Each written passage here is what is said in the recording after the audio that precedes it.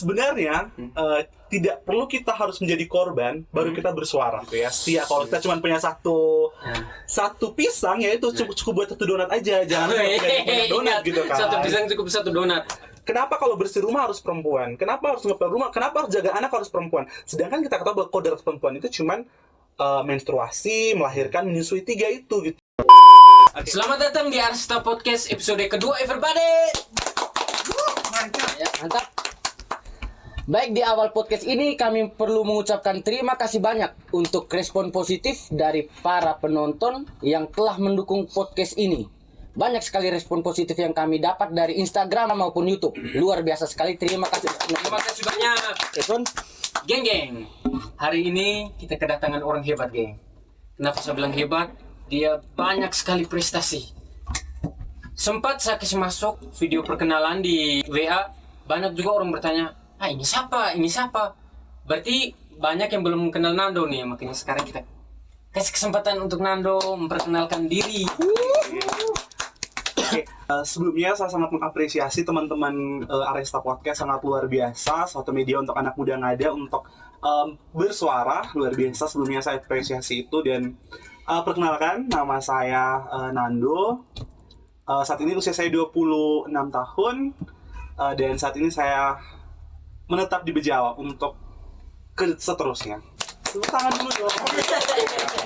Mungkin Jadi tegang nih. Mungkin Nando bisa menceritakan bagaimana perjalanan hidupnya Pak Nando sehingga bisa sampai sekarang bisa terkenal inilah. Banyak yang tidak tahu toh, terkenalnya di bidang apa kira-kira Pak Nando bisa menjelaskan. Apa ya, saya tidak mau bilang kalau saya itu terkenal gitu ya, bahwa semua orang tuh terkenal, tapi cuman saya mau bilang bahwa dari usia selama hidup saya sebenarnya sudah berdampak dan bermanfaat bagi beberapa orang yang dekat dengan saya begitu. Sampai ada di titik ini itu tuh banyak proses yang sudah saya lewati begitu. Sampai saat ini orang bilang tidak memuji diri ya, tidak memuji diri. Cuma maksudnya sampai saat ini banyak orang yang bilang, wah kamu hebat, wah kamu sekeren ini begitu. Kayak saya bilang, wah kalian sekeren ini, tapi orang tidak pernah tahu di balik itu saya butuh proses panjang gitu, dimana ada proses penerimaan diri yang kemudian membuat saya sampai seperti ini. Saya ingat sekali di waktu saya SD sampai SMA itu banyak sekali bulian atau bahasa anak muda sekarang tuh kayak saya tuh jadi korban ejekan, DI gitu bahasanya kita.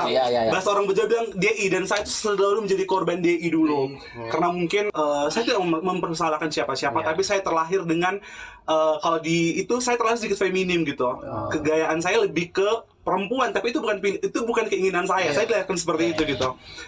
Banyak sekali DI-DI-an itu yang kemudian ya saya bersyukur bahwa saya terlahir cukup kuat untuk menerima dan menahan semua DI-an itu gitu.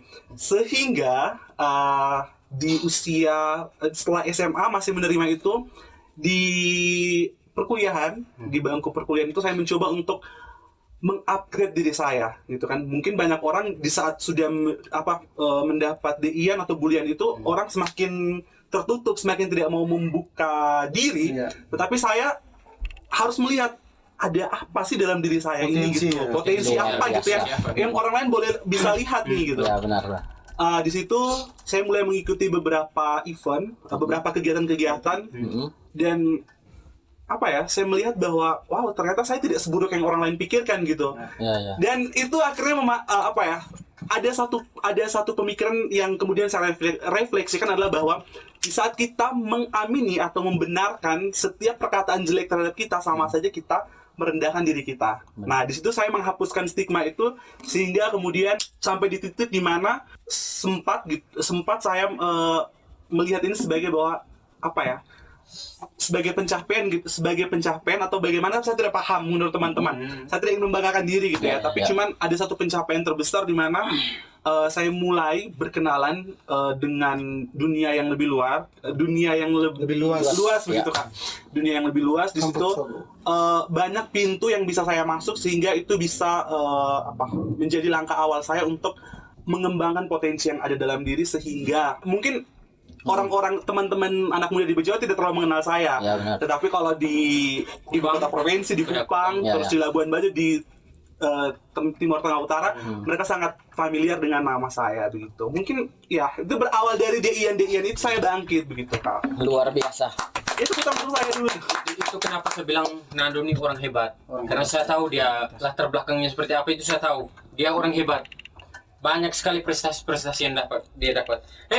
Selain Nando narasumber nih, ini nih kita reuni nih. Kami semua alumni SMP Negeri 1 Bajawa. Dan jujur teman-teman, jujur ya, kami ini adalah pelaku bulinya Nando waktu masih SMA. Benar. Sudah saya maafkan Saya semua. tidak, Jujurnya- saya tidak.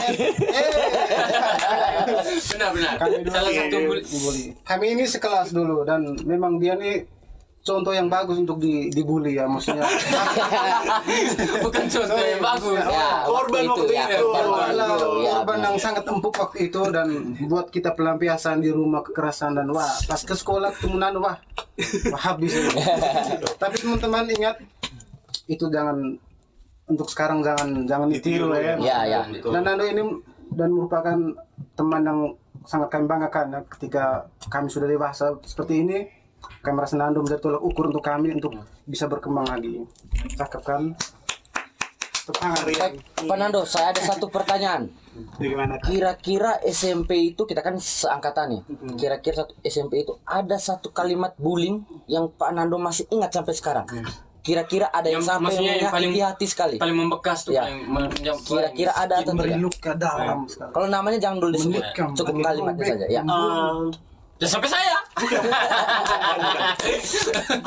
Ada satu kalimat bullying yang betul-betul tuh kayak membekas, tapi saya sudah berdamai dengan semua itu, adalah bahwa kau mempermalukan kaum laki-laki gitu. Terus itu menjadi refleks saya mempermalukan dari mana begitu. Saya terlahir seperti ini bukan keinginan saya toh. Kalau mau disalahkan kenapa tidak Tuhan yang disalahkan? Tapi kemudian karena proses ya saya menerima diri bahwa ya saya terlahir seperti ini, ya itu bukan pilihan saya, bukan pilihan orang tua saya, ya Tuhan sudah menarikan seperti ini, ya sudah saya tinggal menjalani saja gitu. Dan ya tadi saya bilang mengupgrade diri, dan ya omongan orang saya singkirkan dulu gitu Kak. Itu yang paling menyentuh, paling membekas, tetapi sudah saya maafkan semua. Luar biasa. Teman-teman. Waktu SMP itu selain Nando yang paling pintar, yang kedua saya dengan ini yang paling goblok nih. Ada salah satu tim Aresta juga yang paling pintar tuh kalau tidak salah Kak Denny waktu itu di kelas kita kan. Ya, Denny. Sina. Denny Sina, ya. Dia tuh memang terkenal boy sekali waktu itu. Nakal sekali, Ya. nakal ya. Nah, kenapa Pak Etan kelas itu hari itu? Ya. Itu bukan tahan kelas. Pak Nando sempat kenal Edmond waktu itu, dia ternyata tan kelas ya Pak Nando ya. Iya. Jangan bilang tahan kelas. Itu bullying. Itu bullying. Itu Waktu itu gimana Edmond yang alami? Kira-kira menurut Pak Nando? Saking pintarnya ya. Iya, kayak Ditahan. Saya mau bilang Nando di kelas tuh paling pintar. Tidak. Jangan ngomong tahan kelas. Ya, lanjut. Ya, menurut Pak Nando. Menurut Pak Nando mana? tentang Kak Hitman atau? Ya. Oke, kalau saya pribadi saya berpikir bahwa semua orang tuh dilahirkan memiliki otak yang cerdas, tetapi waktu itu mungkin faktor kemalasan. Ya. Karena kalau pintar ya semua manusia pintar. Kalau Kak Hitman itu memang malas, sering bolos. Mungkin bolos itu kalau saya tidak ingat ya dulu tuh kalau tidak salah Kak Hitman tuh nonton bokep. Iya kan? Di rumahnya itu kalau tidak salah. Di mana lah Nando? Iya. Di mana? Iya. Kalian tuh nontonnya di Tanah Laut di dekat perkuburan itu rumahnya teman kita. Iya. Wah, ini Nando tahu dari mana? Wah, saya tahu. Itu waktu itu Nando juga ikut. Tahu tidak? Baik-baik. Waduh, Kami ini di sini mau membuli Nando, tapi balik lagi bahaya. Oh sorry, dia sangat Ternyata dia balik membuli kita. Nando juga waktu SMP salah satu orang yang tahu sejarah Arista. Nah, waktu pas SMP kan Nando pasti tahu Arista. Tahu. Maksudnya Pak Nando buat perbandingan antara Arista yang dulu Pak Nando kenal dengan Arista sekarang yang mengundang Pak Nando nih untuk menjelaskan apa yang perlu Pak Nando jelaskan. Kira-kira.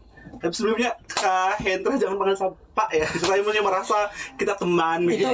Itu panggilan akrabnya toh. Oh ya, Pak Nando. oke. Makanya Pak Hendra jangan gitu Pak Hendra. Kalau saya panggil Om, nanti enak Om toh terkesannya. Apa ya? Perubahan yang sangat drastis yang menurut saya. Bukit. Aduh.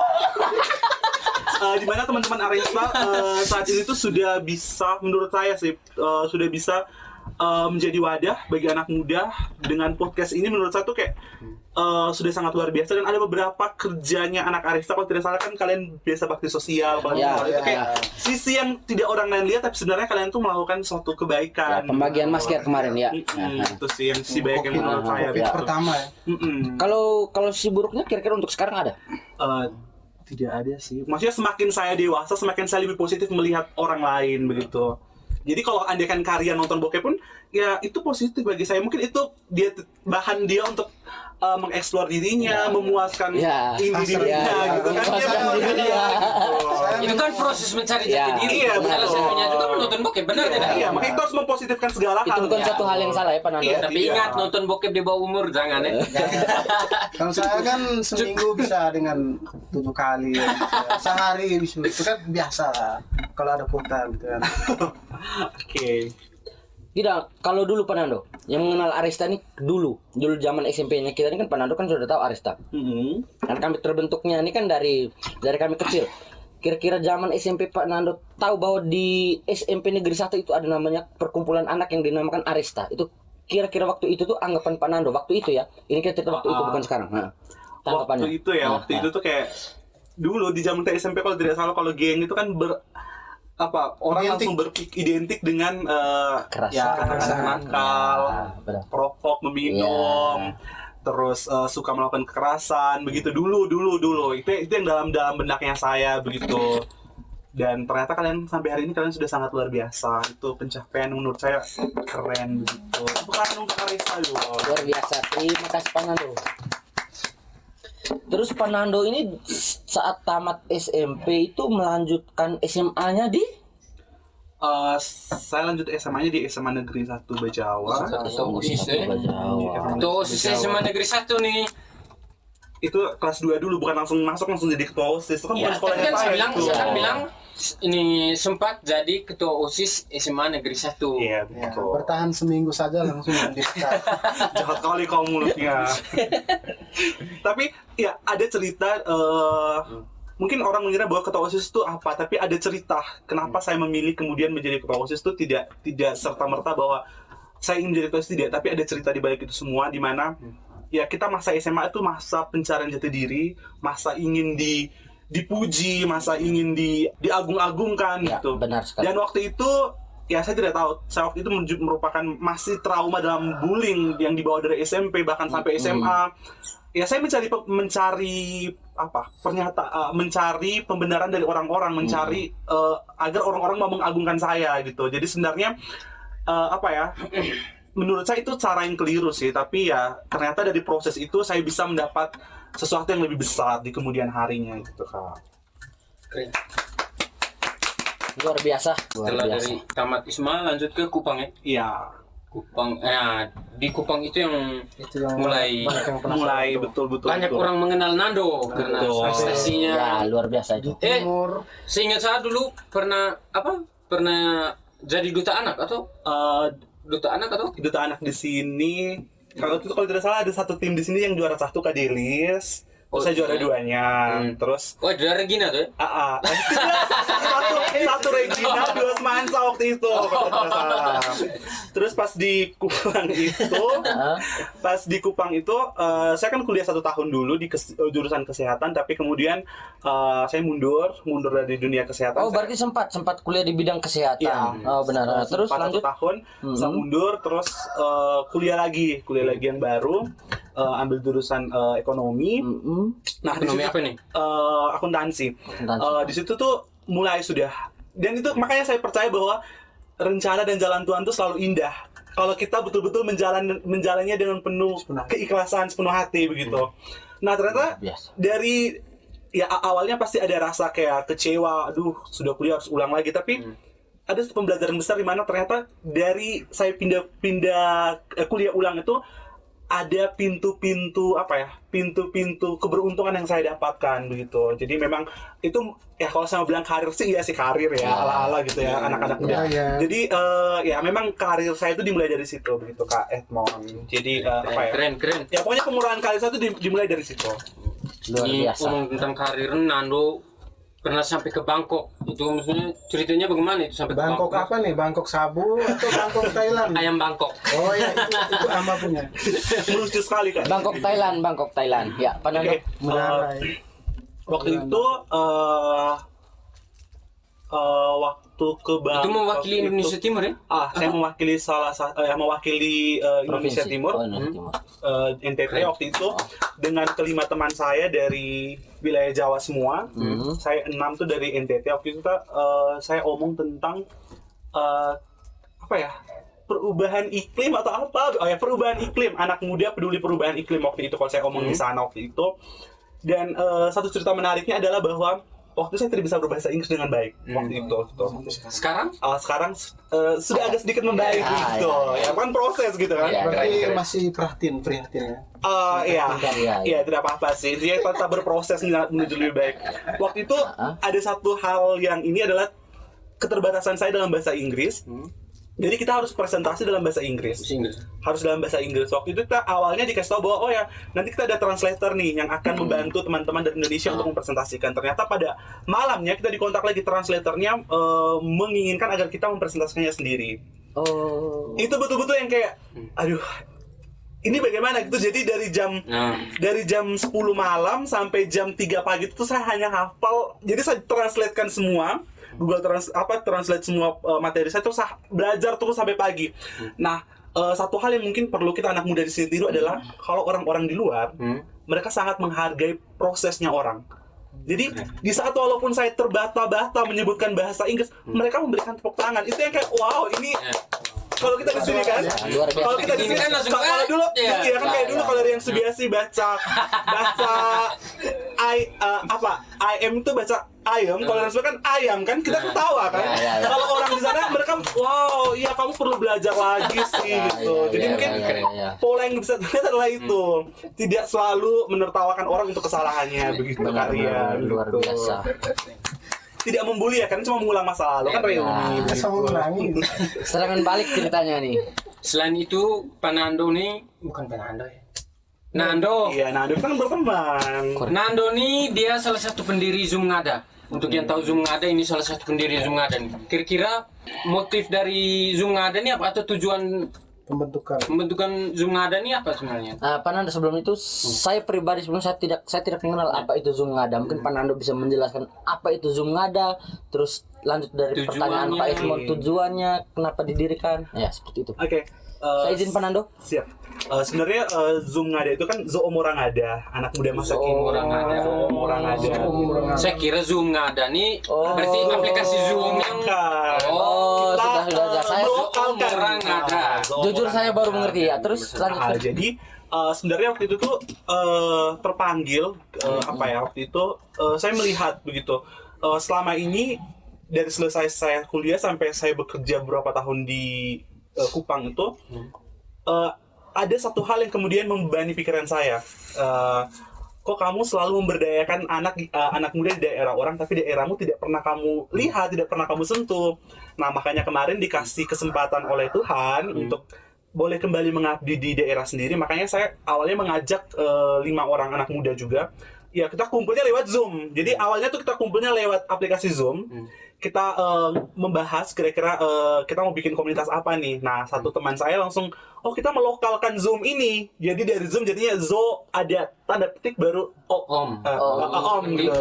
Zo Om orang ada begitu. Luar biasa. Jadi memang untuk isu yang kita ambil sendiri tuh agak sedikit berbeda. Kalau Arista kan memang luar biasa ya dengan media digitalnya. Kalau kita lebih fokus ke isu kesehatan mental anak muda, isu lingkungan hidup, dan juga isu pendidikan informal. Dan puji Tuhan dalam beberapa dari tentang waktu Desember sampai saat ini sudah ada beberapa kegiatan online dan offline yang sudah kita lakukan, dan kami berharap ini bisa bermanfaat bagi anak muda di Kabupaten Ngada. Iya. Keren.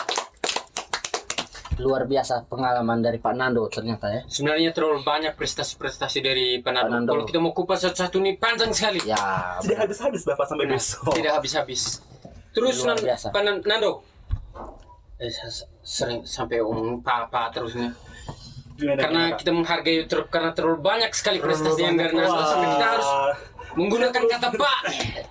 Nando, saya pernah baca satu postingan Nando tuh, ini kita mau pertanyaan ala netizen. Mhm. Salah satu postingan Nando tuh, Nando selalu menentang tentang perselingkuhan. Benar tidak?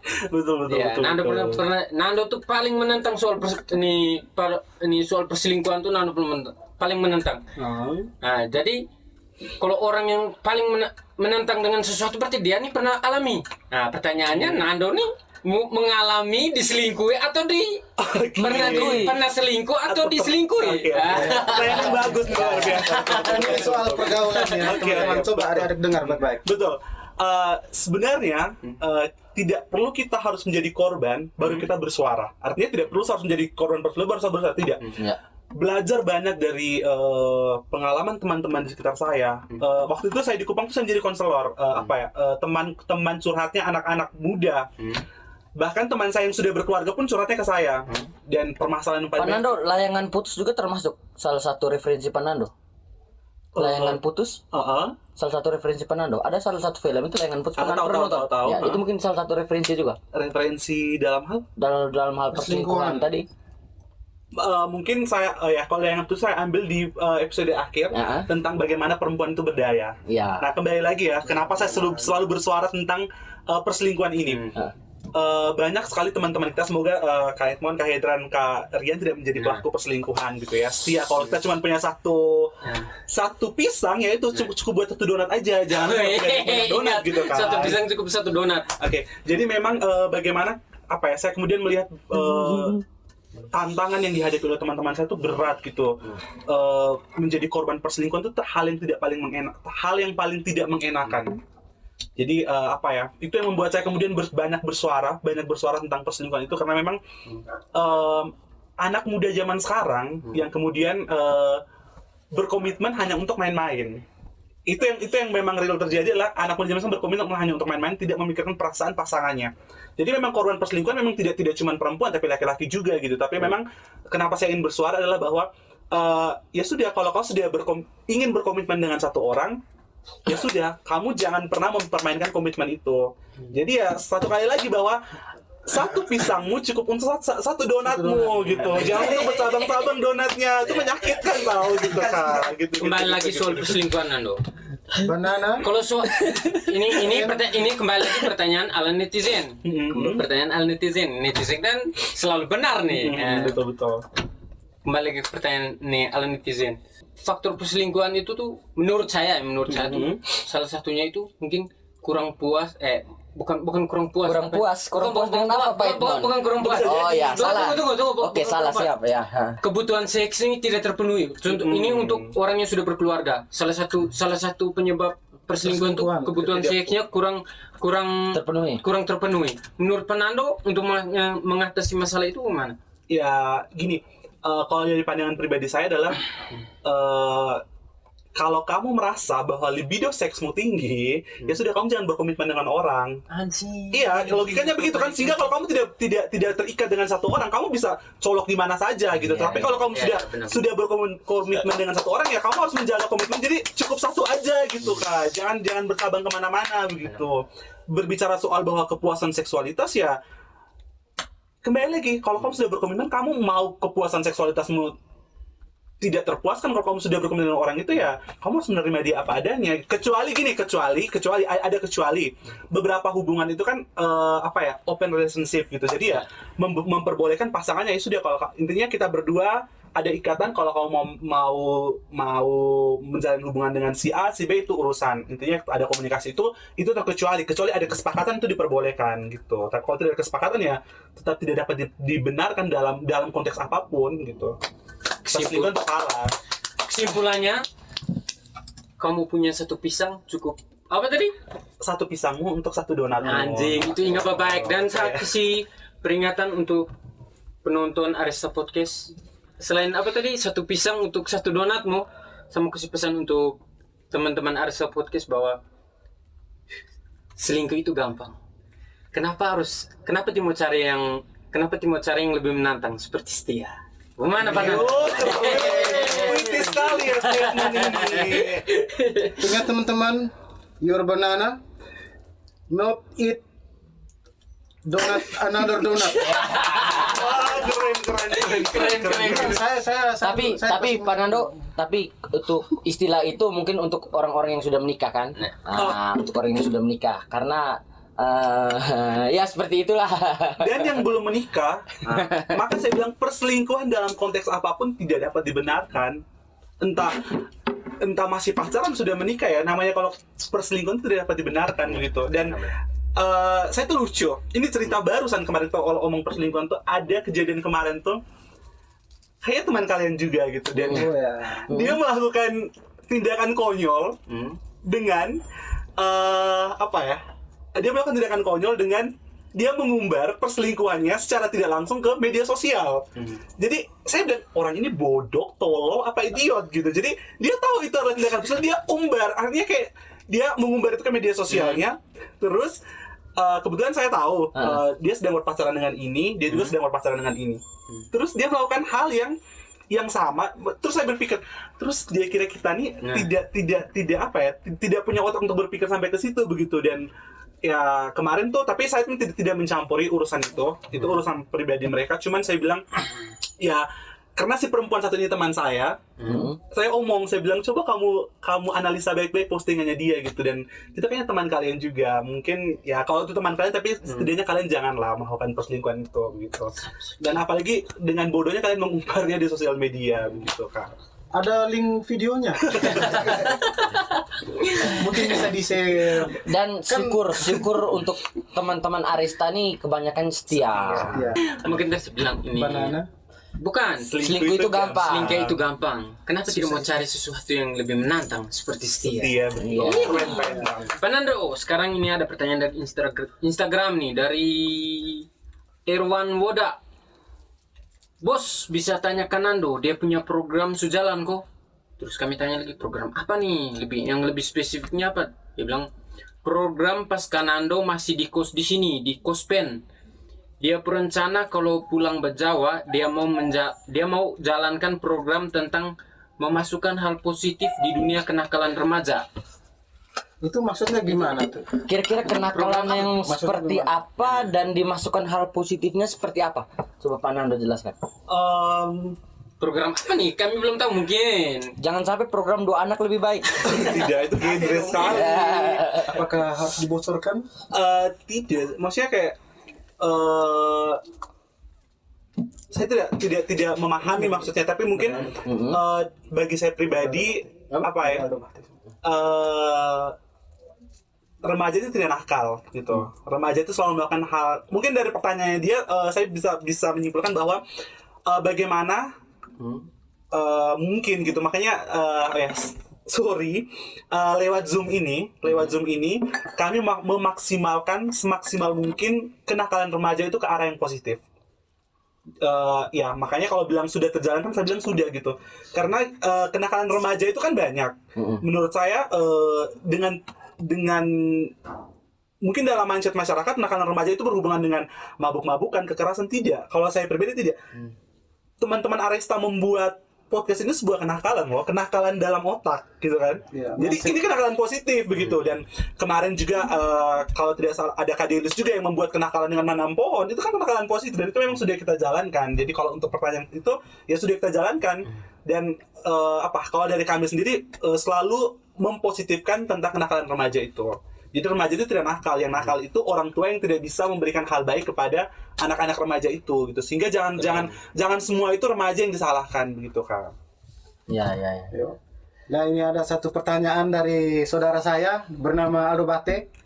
Kak Nando kapan menikah? Pertanyaan sangat menjebak. Pertanyaan. Dalam sekali ini. Om Sipi bilang dalam lah. Dalam, betul. Sebenarnya pertanyaan kapan menikah itu kayaknya di usia kita seperti ini banyak ya. Kapan sih kau menikah gitu? Kapan kau menikah? Tapi untuk saya pribadi, untuk pemikiran saya pribadi bahwa pernikahan itu tidak sebatas pemberkatan di gereja gitu. Tapi pernikahan itu lebih kepada sudah siapkah kau secara mental, fisik, ekonomi, menjaga komitmen di saat kau sudah mau berumah tangga itu. Makanya kalau ditanya kapan saya menikah, jawaban saya bukan belum tahu, tetapi saya belum mempersiapkan diri secara baik. Dan kalau andai kan diri saya belum siap sampai saya usia 50 tahun, ya berarti artinya kan saya belum siap menikah dong. Jadi tentang range menikahnya kapan tuh kembali ke pandangan orang masing-masing sih. Kalau Berarti tinggal apa nih? Secara karir sudah, PNS muda.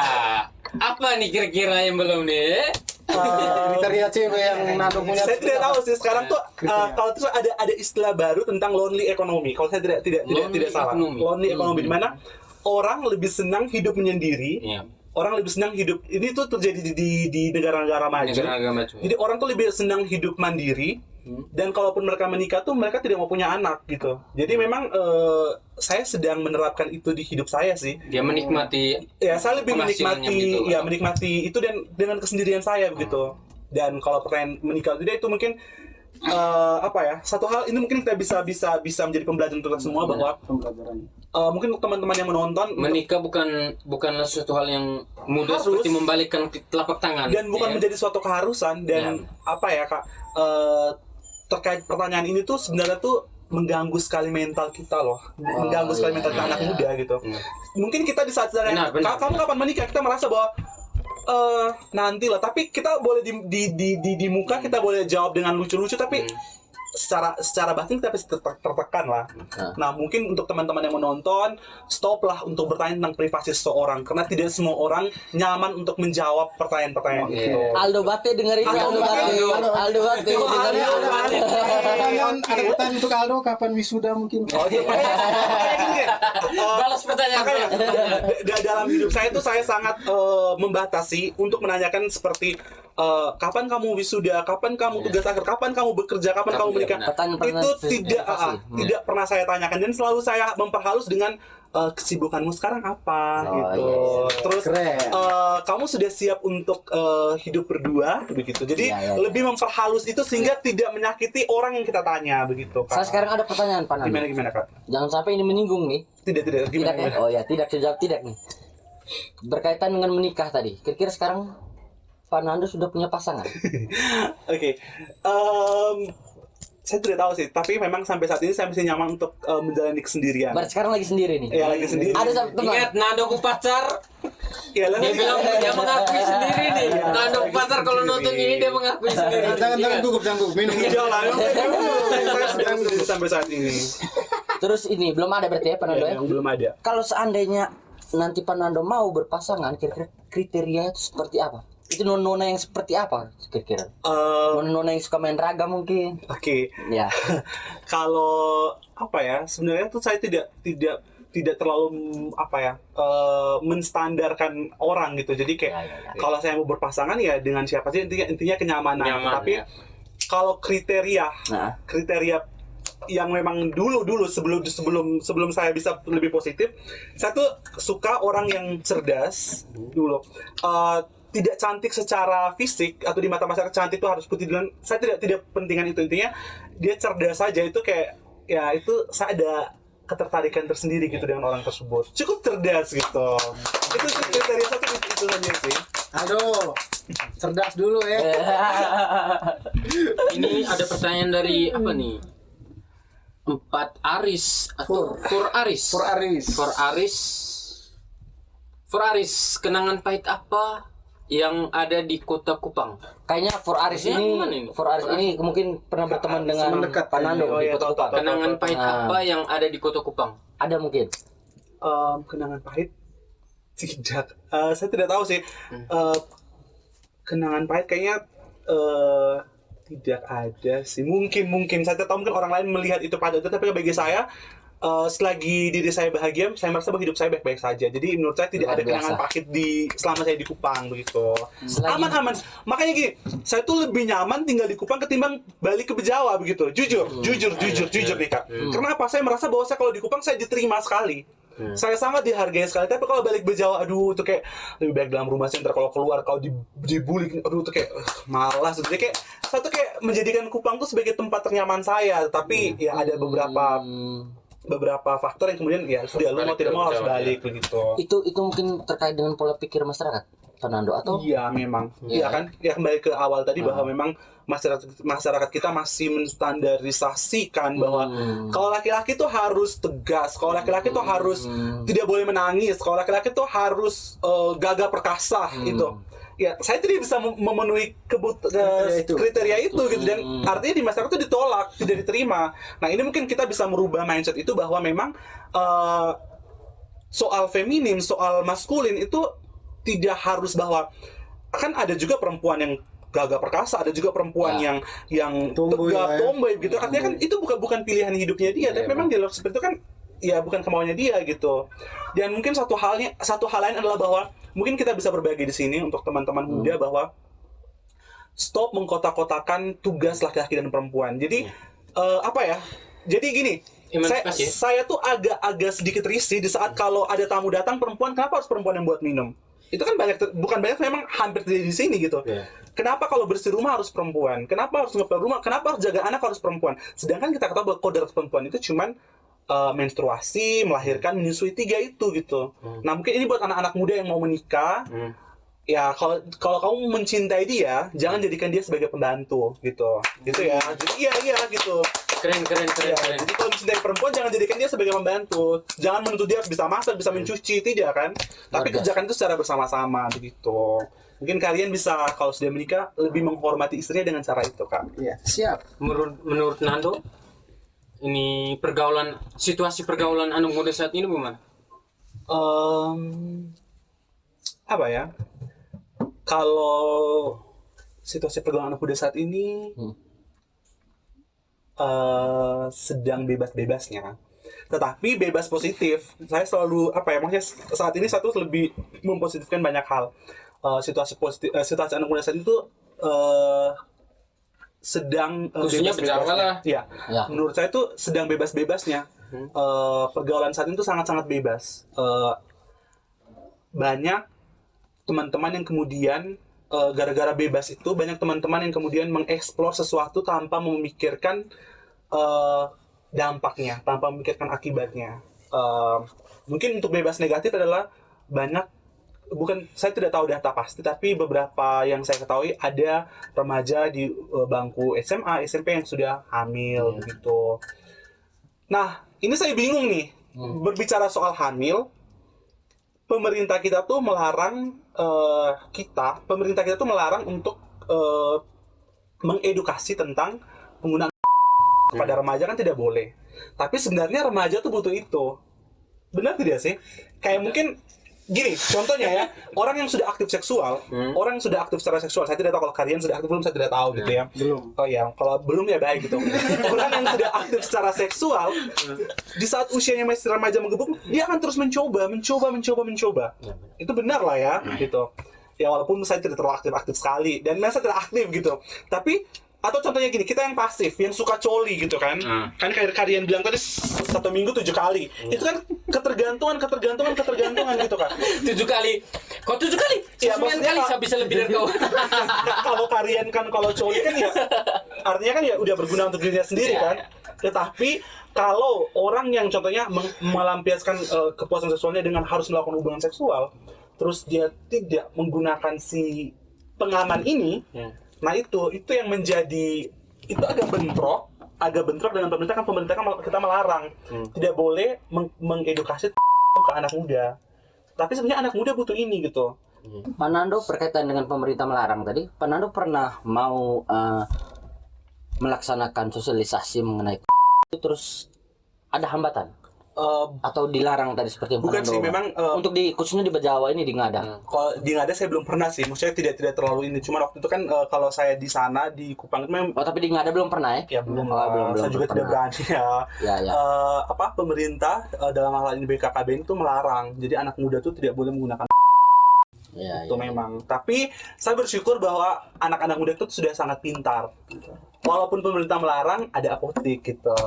Jadi ya kalau di kota besar kan mungkin kalian, Kak Hendra dan Kak Edman kan sering ya ke Alfamart. Kalau lagi kepepet ke Alfamart, 10.000 dapat 3 bungkus pulang. Gitu kan. Apanya tuh? Gula? Apa itu Gula, lah. rokok. Tapi syukurnya anak-anak kita sudah pada pintar dan sudah tahu menjaga dirinya sendiri sih. Jadi ya apalagi dengan mudah untuk mendapatkan itu ya pergi ke Alfamart, beli, pulang dapat 3 kan, bisa untuk 3 kali gitu. Pak Nando pernah beli 10.000 dapat 3? Kayaknya pernah nih. Sesuai pengalaman makanya bilang ke Alfamart. Tapi serius. Sampai tahu harga. Serius. Tapi memang teman-teman terdekat saya mungkin tadi ada yang bertanya itu dulu saya tuh selalu menjadi gudang mereka dulu, serius. Simpannya di Bukan, mintanya di saya gitu. Jadi penyedia. saya membeli dong. Tidak, saya tidak menjual. Jadi Dan kalau sampai mereka penggunaan kepepet, pribadi. kalau mereka kepepet, wih Kanando, bangkit. Penyedia berarti ya. Saya tidak penyediakan, cuman saya membantu untuk membelikan di Alfamart contohnya begitu, atau di apotek, karena mereka masih malu gitu. Berarti Nando salah satu Sponsor seks di luar nikah ya? saya tidak mendukung, cuman saya melihat dari faktor Kebutuhan atau bagaimana kesehatan, apalagi sekarang kan HIV juga lagi tinggi-tingginya. Terus bagaimana andaikan si pasangannya hamil, bagaimana kelanjutannya ke depan. Makanya satu selalu menyediakan secara pribadi, dan kalau ada beberapa teman yang datang saya selalu kasih gitu. Dan ya kalau tadi ada beberapa yang menanyakan tuh yang sering minta di saya gitu kan. Kalau ada teman laki-laki nih dia pesan di Panando tuh, baru dia kita cara pakai itu Panando. Tidak mungkin. Kasih pakai. tutorial. Untuk pakai tutorial. Tidak mungkin Kan karya. itu kan hal-hal yang fine kan kita sama lelaki tuh. Iya, tapi tidak mungkin. Ada teman di belakang sana tuh. Tapi Bisa. Tapi Aku name yang di belakang layar aku name. Tapi sepanjang ini sih banyak orang yang tahu Sudah lah. paham ya tentang karena perkembangan teknologi itu. Ya atau mungkin kalian belum tahu, mungkin bisa diajari. Tidak samanya Panando. Jangan, bukan muhrim Pak gitu. Sampai mungkin Nando pernah tutorial cara penggunaan mungkin. Oh ya Pak, tutorial di dildo pernah. Dildo. Dildo loh, pemuas itu loh. Dildo, gitu. Alat untuk masak-masak tuh. Dia kayak mic gini kan. Nah, Kayaknya lebih ke jagung. Varian lah ya. Oke, kalau gitu satu quotes dari Nando. Sebelum menutup acara ini mungkin satu quotes dari Nando mungkin. Untuk anak muda yang sekarang mungkin pergaulan anak muda atau apalah dari Nando untuk penonton Arista Podcast. Mungkin hidup itu pilihan. Setiap orang berhak bebas untuk menentukan apa yang ingin dilakukannya. Jadi sebagai sesama manusia yang baik, kita berkewajiban untuk menghargai. Dan kalaupun kita tidak sepakat dengan pilihannya, cukup diam dan jangan banyak bacot di kehidupan orang itu, dan lebih banyak berkaca ke diri sendiri sih. Itu aja sih. Kalau korban bullying mungkin. Kalau untuk untuk teman-teman yang sampai saat ini mungkin Masih, dalam tahap menjadi korban bully, jangan pernah berhenti untuk mengupgrade diri kita. Jangan pernah berhenti untuk menggali potensi yang ada dalam diri kita, dan jangan pernah takut untuk berkarya dan mencoba hal baru. Dan satu hal bahwa jangan pernah membalaskan dendam kita karena kita menjadi seorang korban bully dengan membuli orang lain, karena itu tuh tidak baik gitu kan. Ingat teman-teman, jadilah manusia yang berkarakter, ingat. Berkarakter. terima kasih untuk Pak Nando. Sebelumnya kami ada penutup di sini Pak Nando. Ucapan terima kasih kepada Pak Nando ini dari sponsor berupa voucher. Di sini ada Gimogamo Express. Pak Nando tahu Gimogamo Express? Tahu. Ya, warung ikan bakar yang terletak di lapangan Kartini. Jadi Pak Nando bisa membawa voucher ini ke Gimogamo Express untuk 1 kali makan. Ya. Untuk 1 kali makan. Wah, keren sekali ya. Luar biasa. Itu sponsor dari teman-teman kami. Terus yang kedua ada lagi-lagi Endik. Tahu? Iya, ini. Pangkas rambut. Itu saudara saya, iya. kembaran saya. Lagi-lagi Endik. Itu ada pangkas rambut. Pak Nando bisa. Kalau Pak Nando rambutnya sudah panjang, tapi sekarang selesai masih ganti. Iya. Rambut Endik. Masih glowing. Masih glowing. Pakai voucher ini kalau mau gunting rambut. Gratis, cuma membawa voucher ini saja. Sama seperti Gimogamo Express tadi. Yang terakhir dari Vanburi. Vanburi Bajawa. Ini tahu? Panando? Aris Bolo, ya benar Aris Bolo. Dia menyediakan Vanburi. Panando kalau mau minum Vanburi rasa apa saja pesan di dia, nanti serahkan saja voucher ini gratis. Wow. Jadi untuk voucher itu Panando itu sekali pakai. Siap. Selain Panando nanti ada komentar-komentar terbaik juga yang mendapat voucher itu. Mungkin Pak Itman atau Varian?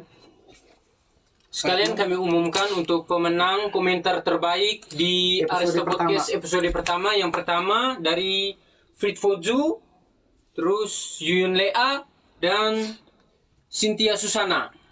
Nanti masing-masing bisa dapat satu voucher gratis untuk makan, minum, dan gunting rambut gratis di Nagli Legendik. Pemenang voucher tadi nanti linknya untuk DM ke Instagram untuk mendapatkan vouchernya ada di bawah ini ya. Di bawah ini saya kembalikan ke Pak Itmon. Akhir kata, terima kasih Panando untuk segala Luar biasa Panando. Ilmu yang diberikan. Ya, ilmu yang diberikan bisa dibilang ilmu. Dan terima kasih untuk ruang. Terima kasih juga sudah datang ke Arista Podcast. Terima kasih banyak. Sama-sama Kak, dan terima kasih juga untuk Arista Podcast. Tetap berkarya dan tetap menjadi ruang bagi anak muda. Iya. Keren, terima kasih banyak. Cakep.